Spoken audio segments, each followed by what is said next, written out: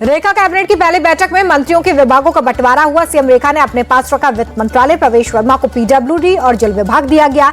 मनजिंदर सिंह सिरसा को उद्योग और खाद्य विभाग की जिम्मेदारी दी गई। आशीष सूद को गृह, ऊर्जा और शिक्षा विभाग मिला है। कपिल मिश्रा को कानून और न्याय मंत्रालय। अब दिल्ली में भी लागू होगी आयुष्मान भारत योजना। पहले ही दिन यमुना को लेकर बीजेपी सरकार का एजेंडा हुआ साफ। दिल्ली की मुख्यमंत्री रेखा गुप्ता ने पूरी कैबिनेट के साथ वासुदेव घाट पर यमुना आरती की साफ सफाई का लिया जायजा।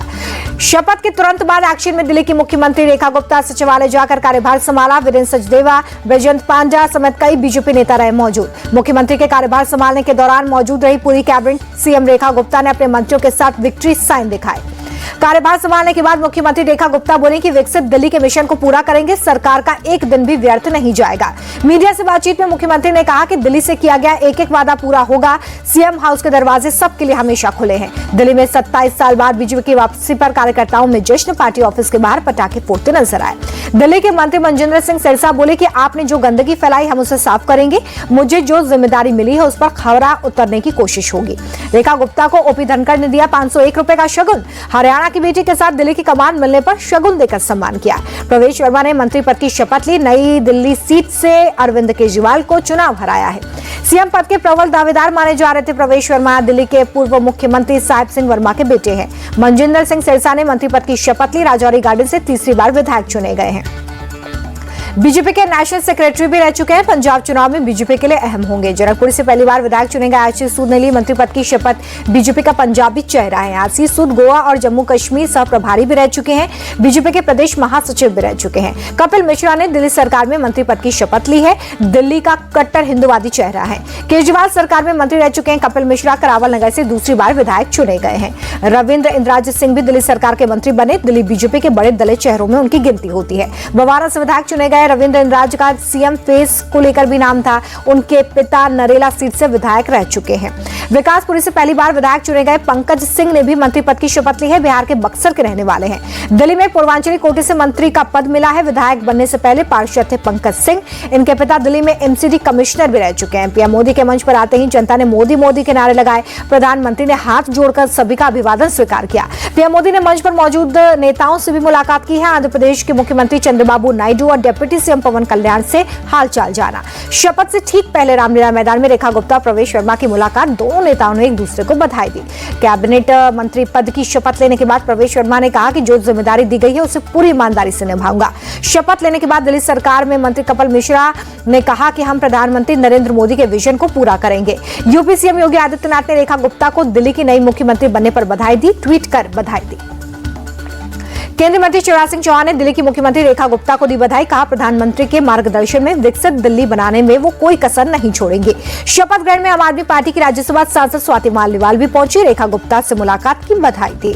शपथ से पहले रेखा गुप्ता ने रोड शो निकाला। बड़ी संख्या में समर्थक हुए शामिल। शपथ से पहले मरघट वाले हनुमान जी मंदिर पहुंची रेखा गुप्ता। दर्शन कर बजरंग बली का आशीर्वाद दिया। रेखा गुप्ता की सुरक्षा बढ़ा दी गई है। केंद्र ने जेड श्रेणी की सुरक्षा दी है। 22 पुलिसकर्मी सुरक्षा में तैनात होंगे। संजय राउत ने बीजेपी पर दूसरी पार्टी की सरकारों के साथ असहयोग का आरोप लगाया। बोले केजरीवाल सरकार को यमुना की सफाई में केंद्र से सहयोग नहीं मिला। शपथ ग्रहण के बाद एनडीए शासित राज्यों के मुख्यमंत्रियों की बैठक इंपीरियल होटल में प्रधानमंत्री के साथ मीटिंग। एनडीए नेताओं की मीटिंग में बिहार, बंगाल, यूपी जीतने का संकल्प। एनडीए नेताओं ने कहा कि हरियाणा, महाराष्ट्र और दिल्ली की तरह हर चुनाव में एनडीए की जीत होगी। एनडीए नेताओं ने प्रधानमंत्री मोदी से कहा कि 2 साल में जहां जहां चुनाव है वहां पर विपक्ष को हम हरा कर रहेंगे। प्रधानमंत्री बोले एकजुट होकर विकसित भारत के लिए काम कर रहा है। दिल्ली में गृह मंत्री अमित शाह ने यूनिटी उत्सव में अचीवर्स को पुरस्कृत किया। कहा नॉर्थ ईस्ट के लिए यूनिटी शब्द का बहुत महत्व है। यूपी विधानसभा में बजट पेश किया गया है। वित्त मंत्री सुरेश खन्ना ने 8,08,736 करोड़ का बजट पेश किया है। बजट में मध्य प्रदेश और राजस्थान की तरह पहली बार छात्रों को फ्री में स्कूटी देने का ऐलान किया गया है। ब्याज मुक्त लोन भी मुहैया कराएगी सरकार। वित्त मंत्री सुरेश खन्ना ने 92,919 पदों पर भर्ती का ऐलान किया। आवासीय स्कूलों में 1,000 बच्चों का एडमिशन किया जाएगा। बजट में 4 नए एक्सप्रेस वे बनाने का ऐलान है। लखनऊ में एआईसीटी बनाने की घोषणा की गई है। बजट के पहले योगी कैबिनेट की बैठक हुई है। सीएम योगी की अध्यक्षता में महत्वपूर्ण फैसलों पर कैबिनेट में मोहर लगी। यूपी बजट को लेकर शिवपाल यादव बोले कि यह बजट एक बड़े घोटाले की पटकथा है, ये जनता के लिए नहीं है। गुजरात के वित्त मंत्री कानूभाई देसाई ने पेश किया बजट। 3,70,250 करोड़ के बजट में किसानों और कृषि के क्षेत्र में कई घोषणाएं की गई। गुजरात के मुख्यमंत्री भूपेन्द्र पटेल ने बजट को विजनरी बताया। कहा कोई नया टैक्स नहीं लगाया गया, प्रदेश को विकास की नई ऊंचाई पर ले जाएगा बजट।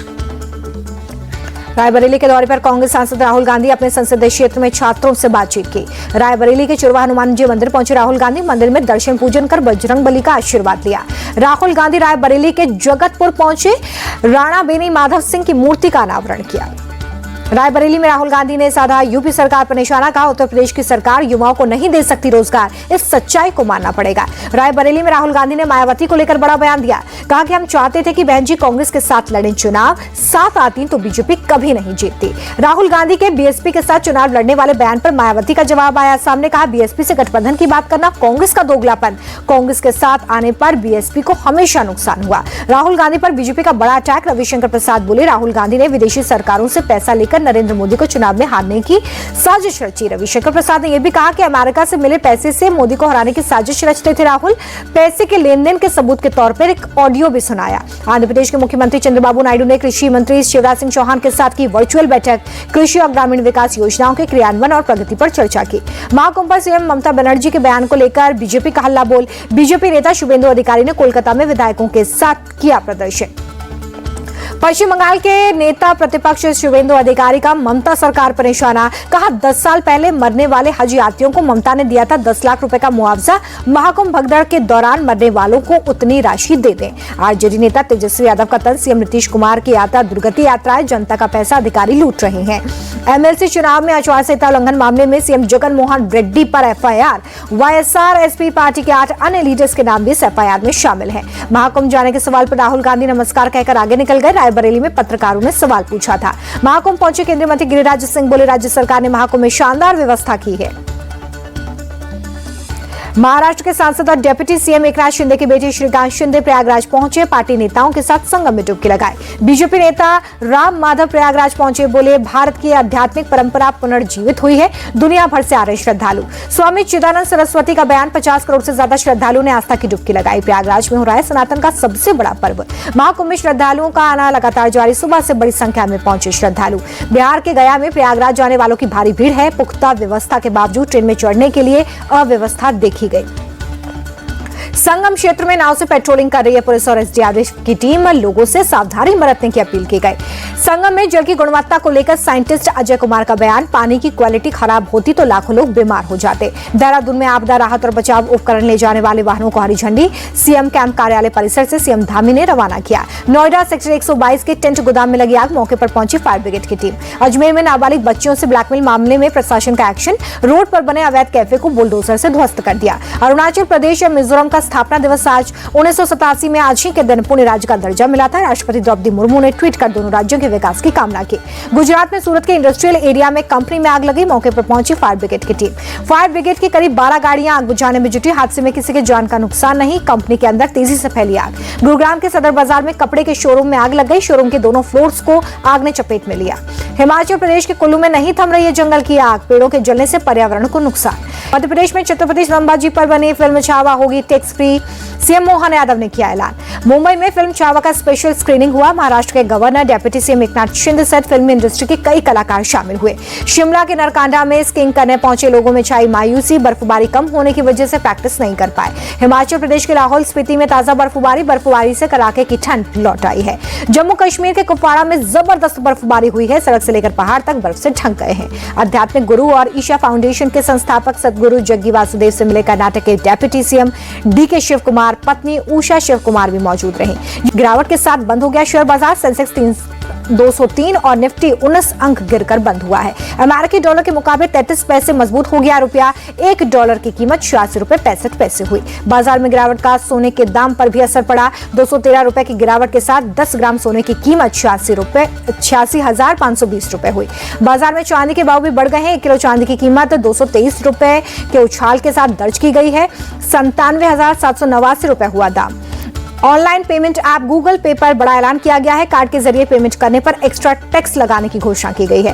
टेस्ला की कारों की भारत में एंट्री हो गई है। अप्रैल में जापान से मैन्युफैक्चरिंग के बाद भारत में होगी एक्सपोर्ट। हर साल 8,000 कारें एक्सपोर्ट करेगी कंपनी।